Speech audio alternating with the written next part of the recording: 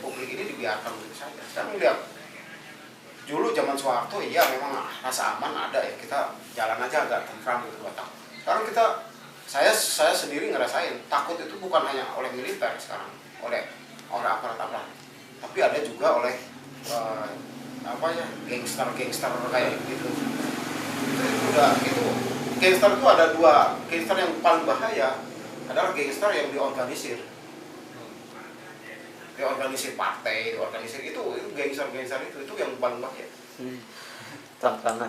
Kalau gangster street gitu ya, gangster jalanan itu ya udah paling asal kita punya keberanian melawan udah selesai. Tapi kalau gangster yang terorganisir udah hubungannya dengan mafia kan, ini bukan lagi negara berbangsa, tapi ini negara mafia, dan ini yang berbahaya. Ini terjadi itu. Jadi formalitas saja Bang, tim pencari fakta gitu. Formalitas saja. Saya pikir itu ngabis-habisin duit dan untuk menghibur rakyat. Citra 2014. Citra, ya karena dia ingin apa? Ya ini itu. Jadi penderitaan teman-teman di Gerakan 98 yang diculik itu malah jadi komoditi politik. Ya, siap. Terus kemudian isu apapun ya, isu-isu yang berhubungan dengan penderitaan rakyat itu malah jadi komoditi politik oleh kekuasaan. Siapa saja partainya itu jadi komoditi politik. Isu agama jadi komoditi politik. Isu apalagi jadi komoditi politik. Dan itu, nah itulah negara-negara gangster juga itu.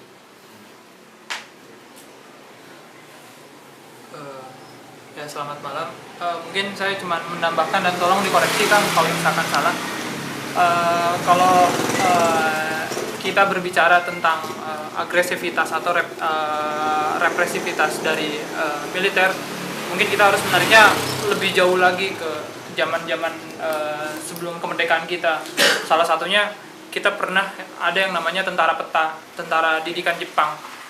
Kalau kita korelasikan, kita bisa lihat sekarang pola hidup rakyat Jepang itu cenderung tegas, bahkan keras terhadap dirinya sendiri, dan melupakan berbagai macam kemanusiaan yang dia miliki sendiri gitu loh.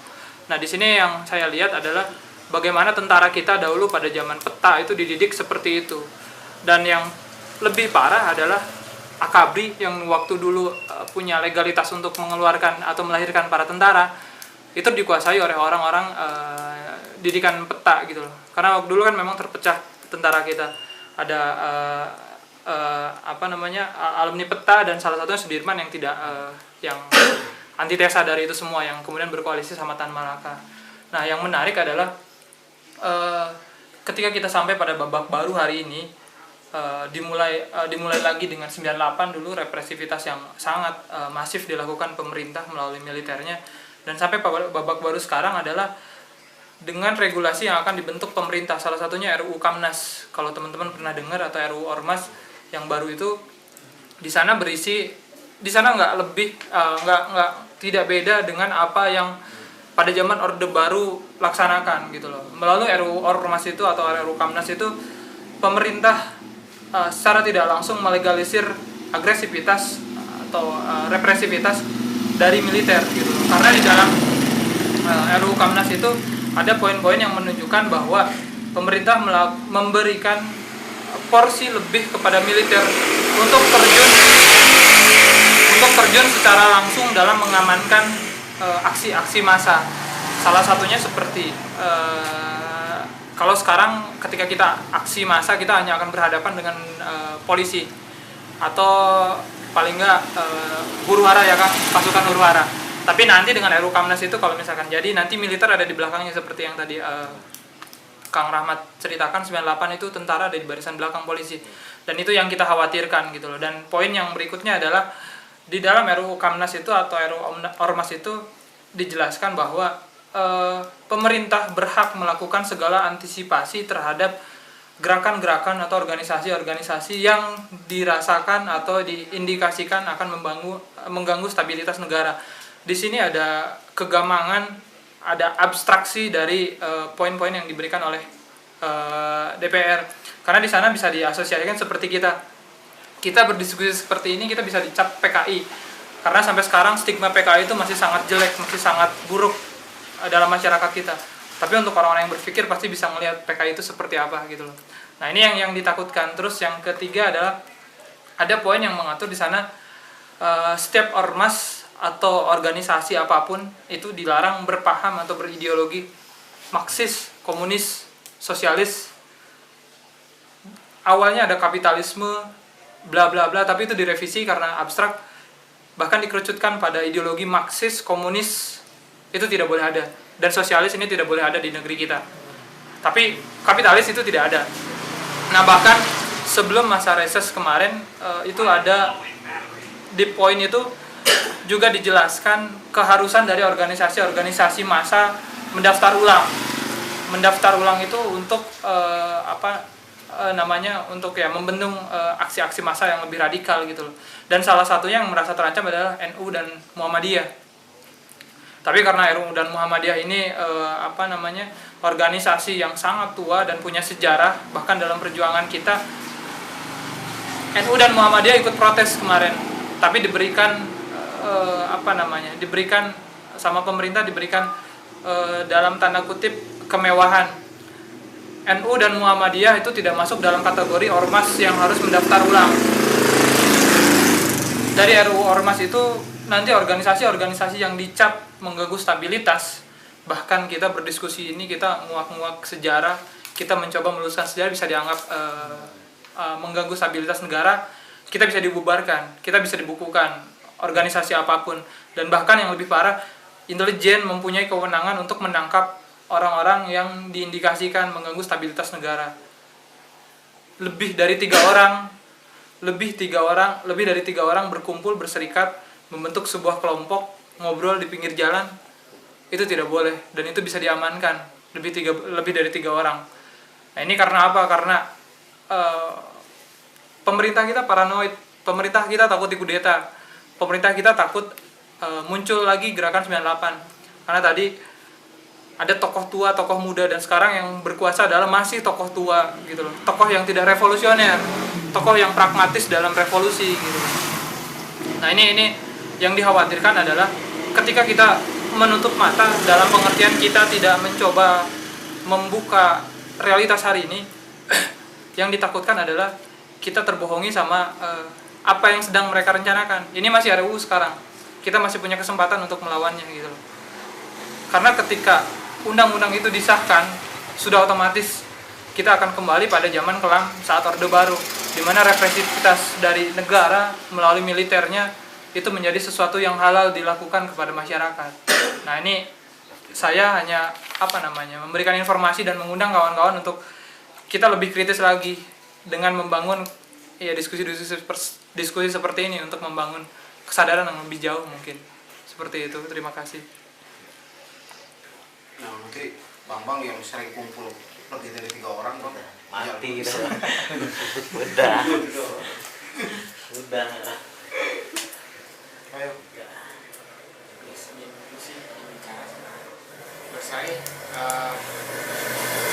lihat kenyataan kalau tadi keraguan juga RUU Komnas ini membuat negara akan semakin macet dari pemuda-pemuda yang benar-benar ingin membentuk sebuah negara yang benar-benar baru gitu kan. Ini akan menurut saya negara akan semakin macet, dan bahkan menurut saya akan terjadi dejavu ya, di mana Orba akan ada lagi, walaupun sekarang masih ada sebenarnya pemikiran Orba. Nah, di sini ya menurut saya peran-peran pemuda lah yang harus benar-benar peduli terhadap negaranya, dan dimana yang saya lihat realitas sekarang pemuda-pemuda lebih suka dengan hal-hal yang sifatnya kehura-hura, dan minim sekali ke sifatnya yang benar-benar ditujukan ke hal-hal yang benar-benar terarah gitu ya, dengan sosial yang ada di lingkungannya sendiri. Ini menjadi menurut saya catatan buruk dan pada pemuda-pemuda sekarang.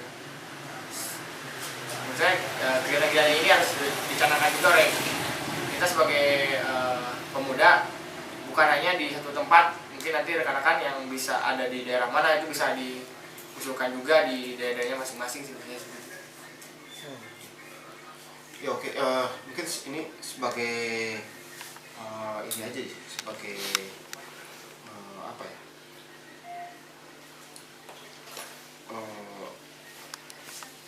Bukan perbandingan, ini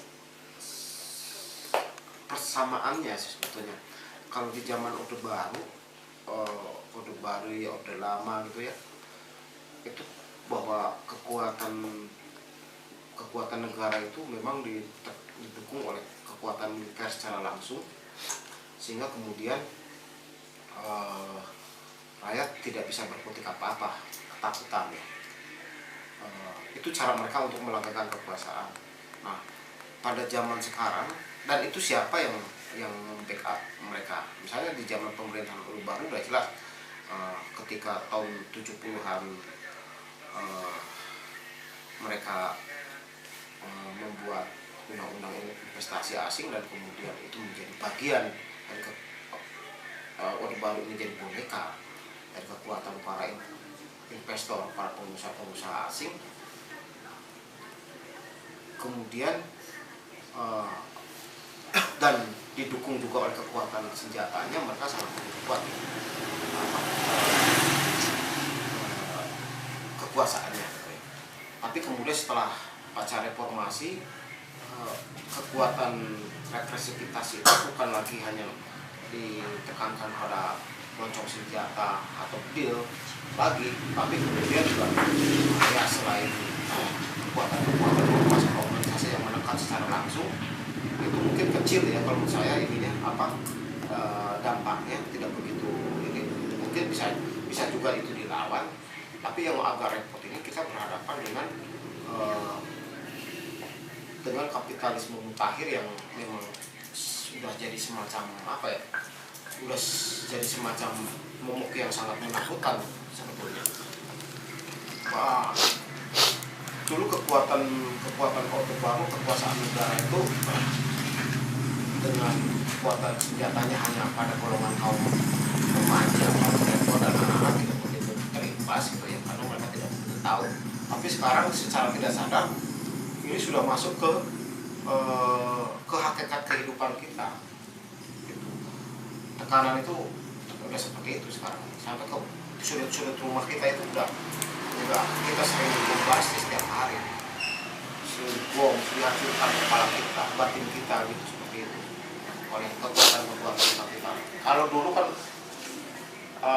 dia masih ada lah, misalnya ininya apa, bonekanya tuh masih kelihatan banget. Tapi kalau sekarang udah cair gitu, di mana-mana ininya apa, kekuatannya. Jadi ya tidak heran misalnya kemarin memang cerita diskusi-diskusi seperti ini untuk teman-teman mahasiswa ITB tidak begitu berlaku. Mereka misalnya ya ngapain yang kayak gini-gini, apa sih yang mungkin mereka bicara kayak kemarin lah kita ngobrol di arsitek, saya panjang lebar bercerita kenapa kampung kreatif itu dibangun dan cerita latar belakang ini. Dan mereka tidak begitu, mereka cuma wah segini gitu loh baru. Tapi kemudian mereka bingung gitu loh, apa yang terus mereka akhirnya punya pilihan, kayaknya kita tidak masuk ke wilayah ranah sosialnya kan, paling kita masuk ke wilayah teknis dan kita tidak akan sanggup wilayah sosial. Jadi bagaimana misalnya arsitektur dibangun kayak gitu. Jadi ini memang itu hasil dari tekanan-tekanan feodalisme modern itu seperti itu. Jadi di saat orang yang harusnya terbangun rasa solidaritas, rasa humanismenya benar, tapi kemudian peran itu bisa mengapa? Ya, orang baik sekarang ini bisa tidak baik. Teman dekat bisa jadi bukan teman dekat sekarang kayak. Apa yang mengakibatkan ini terjadi? Karena kekuatan kapitalisme mutakhir itu yang begitu sangat dasar masuk, dan itu kayak semacam udara. Orang misalnya, udahlah kamu jangan ikut-ikutan nih, saya kasih HP atau kamu kasih kerjaan ini, supaya kemudian misalnya udahlah ngapain kamu kegiatan-kegiatan berbau-bau sosial gitu loh, udahlah mendingan kita nyari duit aja gitu loh. Tapi kemudian duit nggak ketemu, kegiatan sosial nggak ketemu gitu loh, akhirnya jadi masyarakat yang mengambang kayak gitu. Jadi kesana nggak nyampe, kesini nggak nyampe, akhirnya kemudian jadi ya iblis, ya ada katanya iblis, tapi ini iblis bukan gitu loh. Jadi nggak jelas, aja kayak makhluk yang 10 juta orang gila. Nah kita jangan masuk ke wilayah itu. Karena apa? Kalau orang gila terlihat wujudnya ini gila, gitu. Ini nggak kerasa seperti kegilaan kita tuh nggak kerasa. Ini terjadi di mana-mana, di teman-teman kita, di teman saya juga, teman didik. Seolah-olah mereka duduk di parlemen itu dia membela rakyat gitu loh. Padahal kemudian dia menggerogoti uang. Ini mereka dari penghidupannya sendiri mengatasnamakan rakyat. Terus dia dapat duit banyak, dapat kekuasaan, terus duitnya untuk apa gitu loh. Paling mobil, rumah, udah ketahuan kan standarnya. Memperbanyak tanah gitu, itu ketahuan standarnya. Real estate, wah, perempuan, memperbanyak perempuan, kayak gitu. Itu paling gitu. Selesai, tidak ada lain lagi. Dia tidak punya cerita, tidak punya narasi seperti itu. Hanya kemudian ya itu yang menjadi persoalan. Jadi dampak dari kekuatan Orde Baru dengan kekuatan represivitasnya atau tekanan kekuasaan politik Orde Baru itu dengan senjata, dengan dengan intimidasi secara langsung, membuat orang ketakutan, gila dan mati. Kalau sekarang bukan, tidak mati langsung fisiknya sekarang tuh. Malahan kita diganggayong, istilah orang Sunda itu diganggayong, mati enggak, hidup enggak gitu loh. Kayak gitu. Kehidupan yang semu, dan itu lebih bahaya. Genosida yang tidak terlihat, mayatnya, kematiannya tidak terlihat, tapi kemudian hidup kita tidak jelas. Itu yang jadi masalah. Kita tidak boleh di situ. Para kaum pemikir, kaum muda, kaum pergerakan tidak harus di situ. Kita harus melawan dengan cara lain. Bahwa kemudian logistik, uang itu dibutuhkan, ya kita butuh uang, tapi bukan itu menjadi sebuah tujuan. Uang itu hanya alat untuk kehidupan. Nah, di teman-teman yang sudah terkontaminasi dengan kekuatan kapitalisme mutakhir inilah yang kemudian uang jadi tujuan, kekuasaan jadi tujuan, jabatan jadi tujuan. Hanya kemudian dia tidak memilah mana kawan, mana ini, itu jadi disikat aja. Nah, kalau sudah begitu, bayangkan negara ini akan hilang. Kayak kita seperti melihat zombie-zombie yang hidup di keseharian. Ya kita lihat aja, bisa rasakan di kampus-kampus itu antara temen, ya mereka tuh memang berdekatan karena memang bisa komunikasi karena tugas belajar. Di luar hanya tugas belajar, tidak ada peristiwa kemanusiaan. Kita datang ke kampus ya, jadi rutinitas, mandi, berangkat sekolah, tinggal gitu ya. Terus kemudian belajar di kampus, di kelas, perhatiin dosen, terus dikasih tugas sama dosen, udah selesai gitu. Sampai situ, kehidupan kita yang sampai situ. Supaya kita terlihat sibuk bikin ada kegiatan program kampus sudah jalan, tapi kemudian kampus sendiri ini udah jadi bagian dari Kapita. Lembaga pendidikan ini, kita kalau pendidikan yang sudah menjadi bagian dari Kapita, kemudian kita bisa ikut-ikutan sama ke situ, dan itu akibatnya kita akan menjadi bagian, malahan kita tidak mendapatkan kekuasaan, tidak mendapatkan uang, malah kita jadi robot di situ, jadi robot. Nah, maksud saya ini dampak dari dampak dari kekuatan dalam pengertian bukan militer begini, tapi militer kapitalisme utang itu seperti ini. Nah, matinya bukan menjadi mati dikubur, tapi mati hidup terus gitu. Sebelum mati dia udah mati duluan dalam kehidupannya. Nah, ini yang jadi persoalan. Jadi dampak dari tekanan kapitalisme mentah ini sekarang senjatanya apa? Popularitas, uang, dan kekuasaan. Dan ini terjadi, faktanya banyak. Buktinya PKS bukan ya ke teman-teman PKS teman-teman PKS mereka adalah para kiai yang mengerti tentang ayat-ayat Al-Quran, mengerti tentang apa nilai-nilai spiritual, nilai-nilai kemanusiaan, nilai-nilai keilahian, bahwa surga itu adalah tujuan utama. Maka untuk mencapai surga itu kita harus melakukan kebaikan-kebaikan di dunia, sehingga kemudian mereka harus memanut pada siapa yang mengajarkan itu. Semua sampai perilakunya harus dicontoh, sampai seragam kan mereka berjenggot semua. Harus begitu semua, karena akan masuk surga kalau orang yang berjenggot. Terus kemudian akan masuk surga kalau kita hanya ngomong memakai lafal-lafal ala Timur Tengah, gitu loh. Bukan ala Nabi Muhammad, tapi ala Timur Tengah, gitu. Nah, tapi kemudian apa yang terjadi? Itu bisa lihat perilaku mereka sangat memalukan ya. Misalnya dengan masalah daging, masalah sapi gitu loh. Sampai menghancurkan nilai martabat agama. Kayak gitu. Nah, maksud gua ini ya dampak dari kapitalisme. Jadi kapitalisme mutah itu tidak mengenal itu kamu ini kitab suci nggak peduli, gua nggak misalnya kitab suci lu makan aja kitab suci tapi lu beri jadi bagian gua gitu. Kayak gitu. Ini yang terjadi. Nah, maksud gua perbedaan yang ada perbedaan ya, misalnya terbilang itu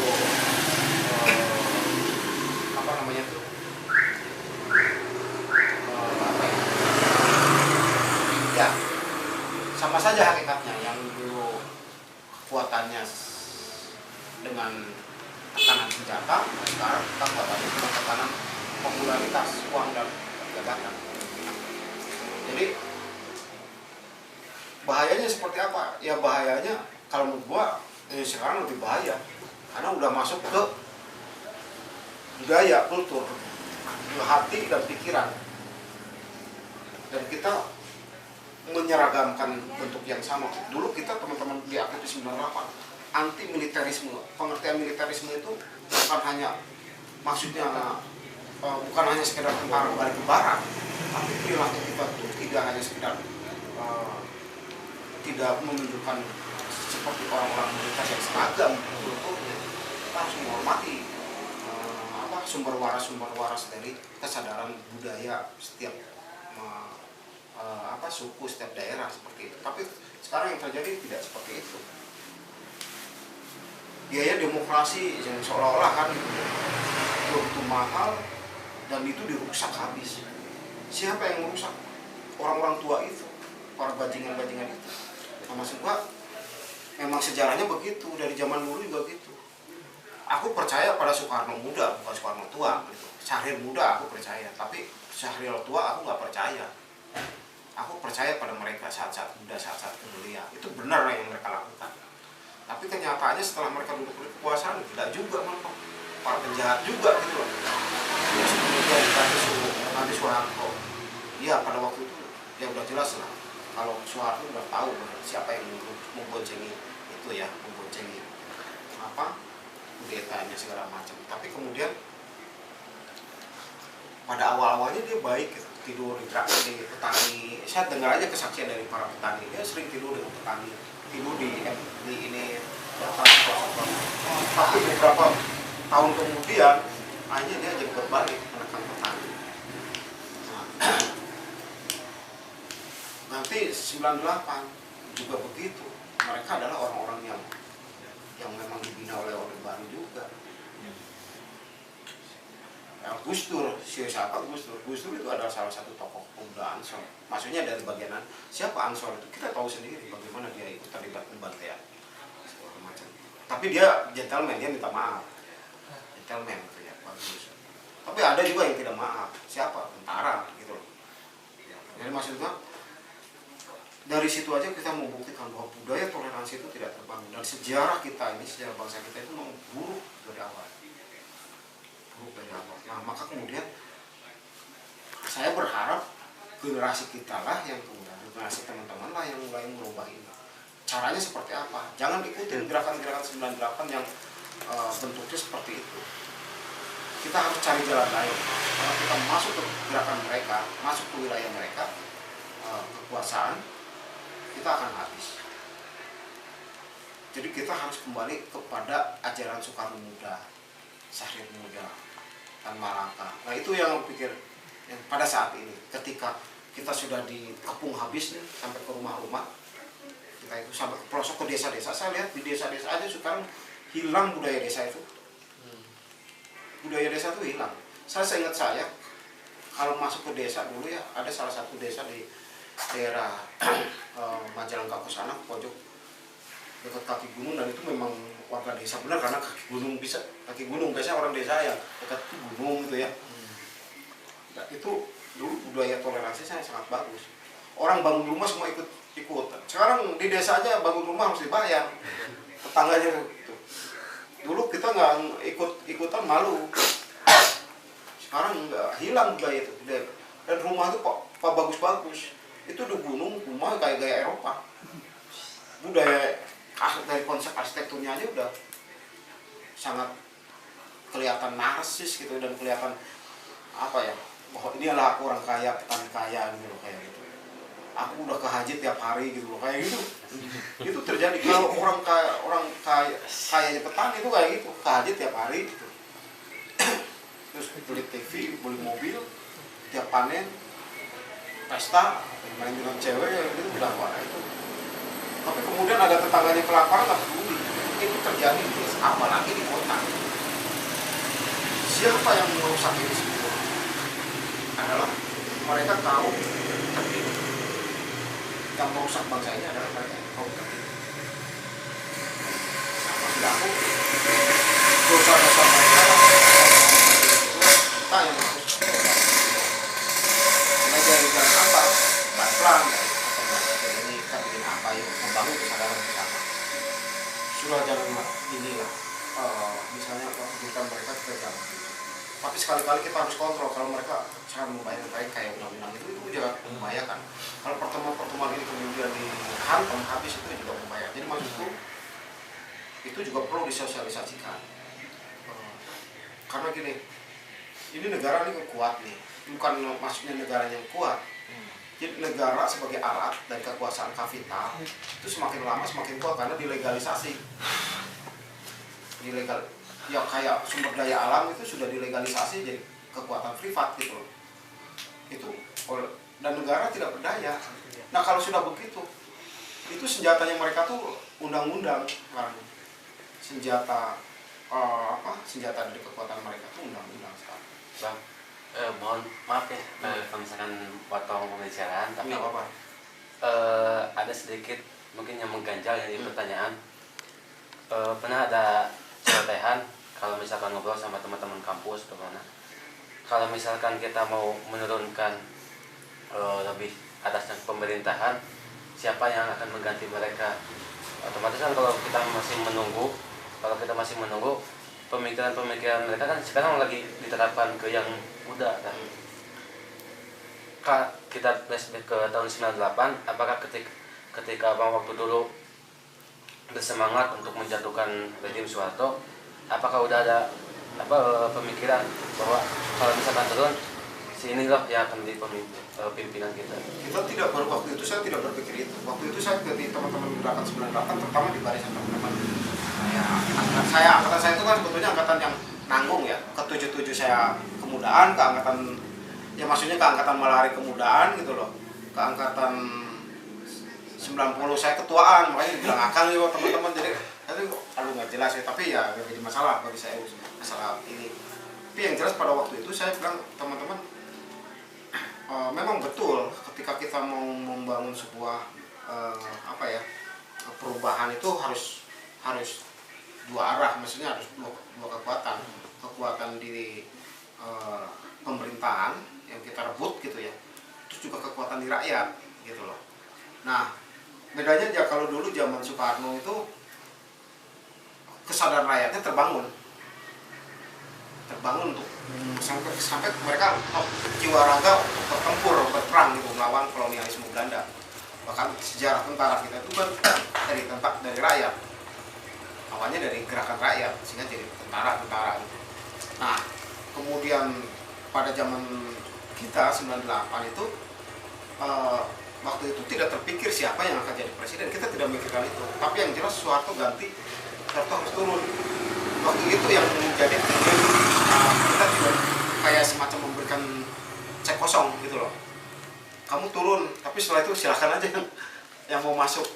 Turun Soeharto, ya udah Soeharto, oke aku turun, ganti gua juga sih gitu. Tapi lain orang gitu, maksudnya mereka gua kayak gitu. Itu makanya saya bilang ke teman-teman, kita jangan, saya udah ngawal nih, jangan kita memberikan cek kosong. Tapi ini udah terdesak pun, udah sampai kemudian si Adian, bapak bikin, ayo kita bikin mahkamah rakyat. Oke, mahkamah rakyat, tapi kita sudah siap gak bangunan perangkatnya? Bangunan perangkatnya seperti apa? Ya untuk membangun mahkamah rakyat apa saja gitu loh. Ini tidak terbangun, rakyatnya juga belum siap.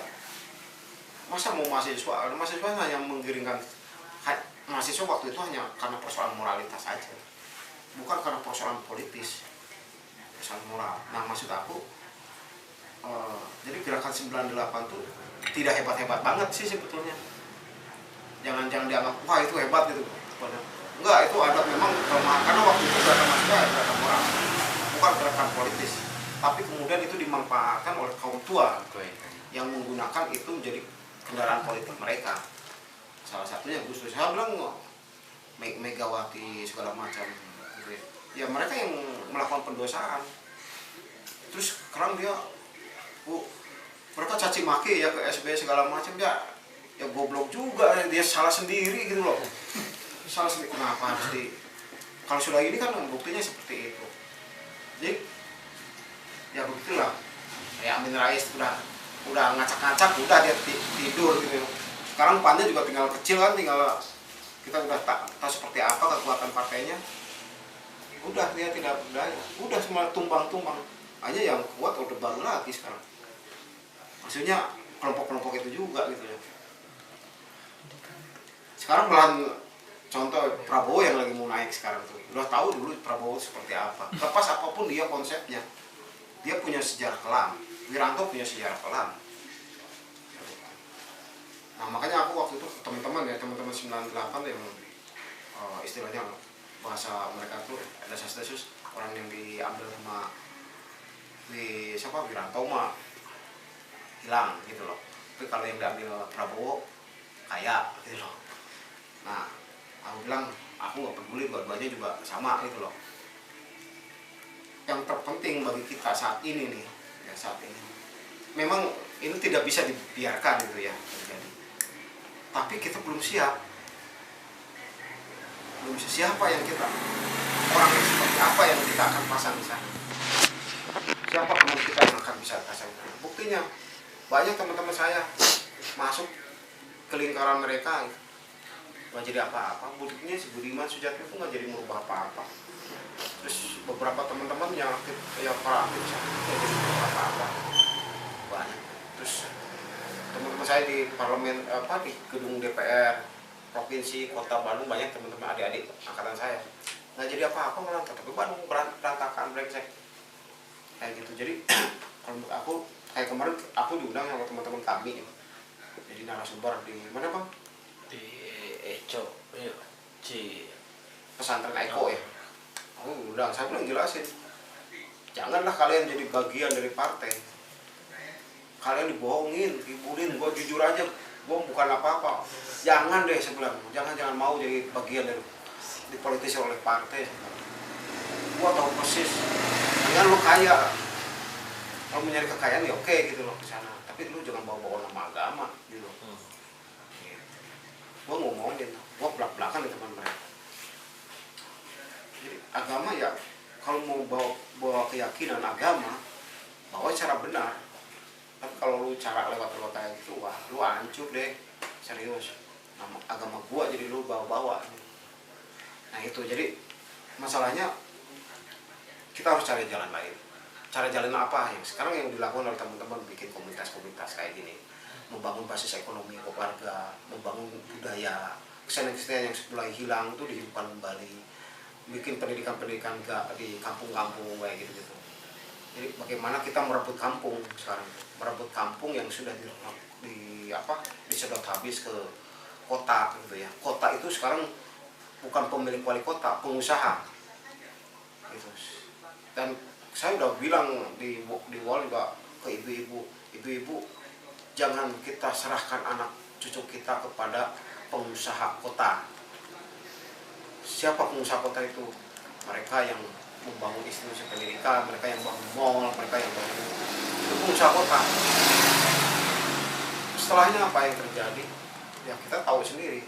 Gua banyak temen lah yang teman-teman itu yang jadi setelah lulus bingung juga mereka gitu. Kita rebut itu semua, kembalikan ke kampung. Bagaimana kampung menjadi basis ekonomi, basis budaya, dan basis pendidikan. Caranya seperti apa?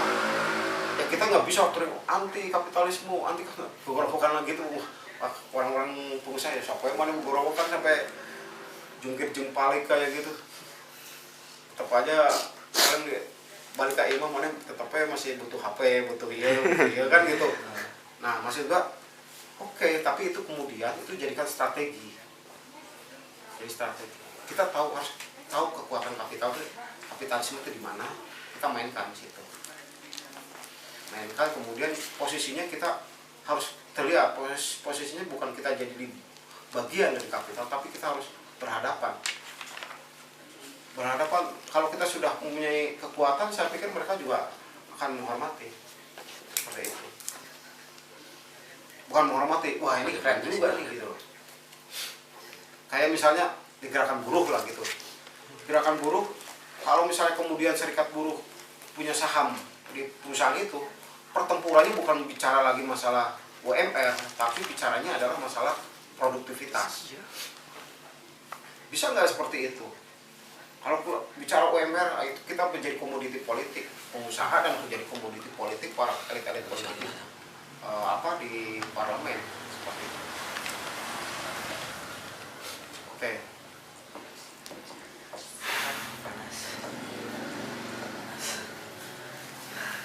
Undang-undang tadi bang panas banget bang dengarannya. Tadi undang-undang yang tadi panas dan nggak sampai nggak bisa ngomong nih bang. Silakan.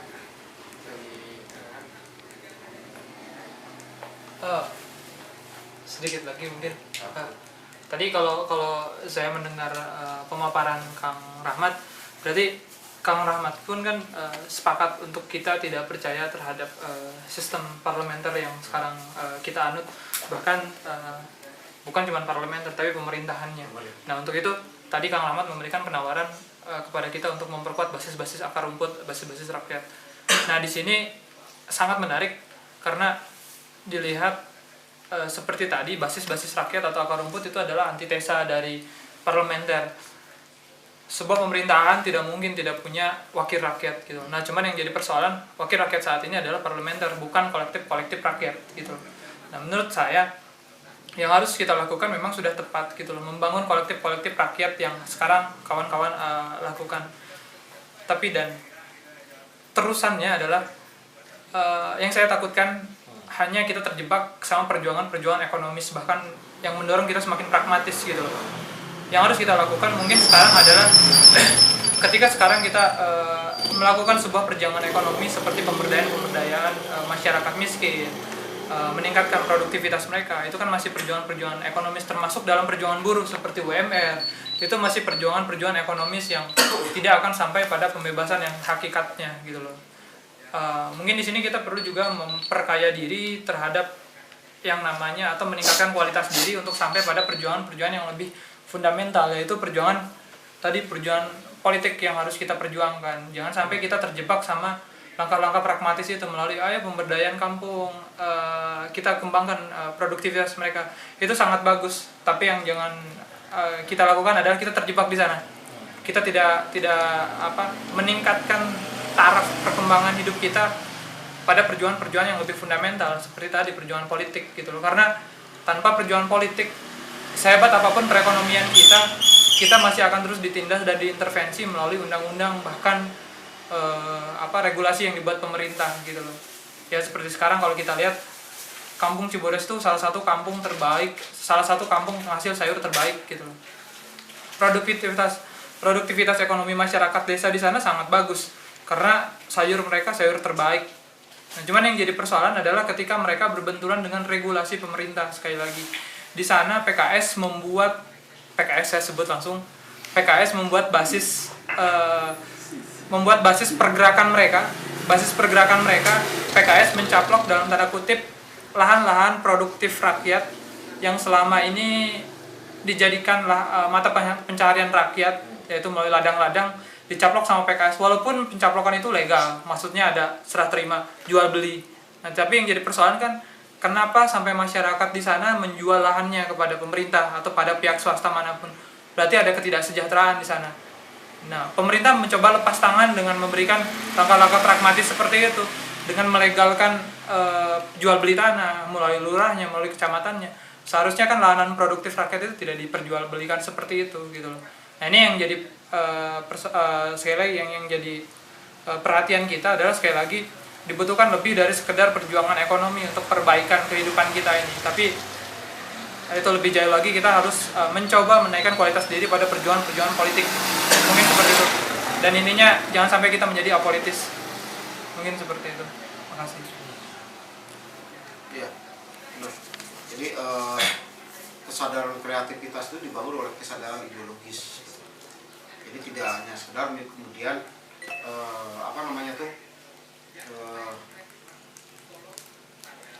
kesadaran kreativitas itu hanya sekedar pelarian dari yang seharusnya kita hadapi. Jadi itu seharusnya sebagai semacam perlawanan. Nah, makanya kemudian pelan-pelan di gerakan di teman-teman ini sudah mulai bagus ya. Ada teman-teman kecil, diskusi kecil tentang sejarah, tentang politik, tentang situasi seperti apa, dan kita harus paham juga konstelasi politik yang terjadi itu juga harus tahu, karena kalau kita tidak tahu peta persoalannya, kadang-kadang kalau yang namanya kampung itu kan sangat cair, terbuka, jadi siapa saja bisa masuk dan itu bahaya. Apalagi mereka yang ada orang-orang yang duduk di bagian dari kuasa-kuasa politik, duduk tinggal di kampung itu, dan mereka kadang-kadang bisa menjadi penghambat, dan itu terbukti lah beberapa yang kita pernah alami ya di beberapa tempat seperti itu. Tapi kita tidak peduli dengan itu, yang penting kita jalan. Itu saya pikir itu. Makanya kemudian diskusi-diskusi seperti ini perlu.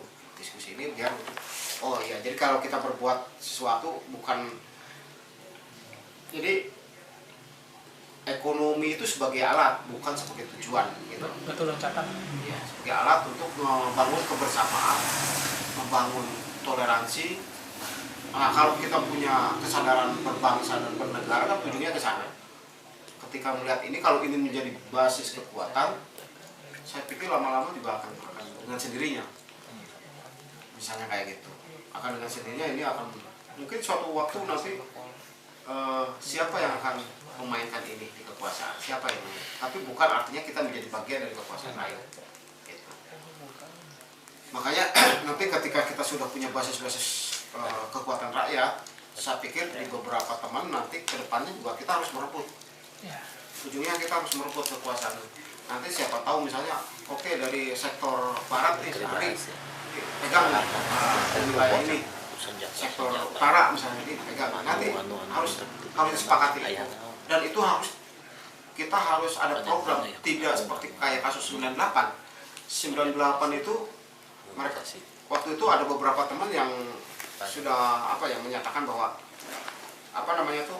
kita akan duduk di parlemen, kita akan duduk, tapi kemudian perjanjian kita akan melakukan konsolidasi putus tengah jalan karena mereka sudah menikmati menikmati kekuasaan, menikmati ini ya lupa seperti itu. Nah maksud saya itu harus disepakati. Nanti ketika mereka misalnya beberapa teman yang masuk di bukan di sentra-sentra yang sangat strategis, itu harus ada perjanjian politik. Kalau lu misalnya nggak benar, lu turun gitu loh. Itu harus seperti itu. Dulu tidak ada seperti itu. Ketika si Pius jalan sendiri, tahu-tahu dia udah jadi ketua Brigas di PDIP ya. Pius juga ketua Brigas. Nggak ada ngobrol apa-apa gitu loh. Teman-teman di Gerakan 98 bahkan di organisasinya sendiri di Algera itu dia dilepaskan begitu saja.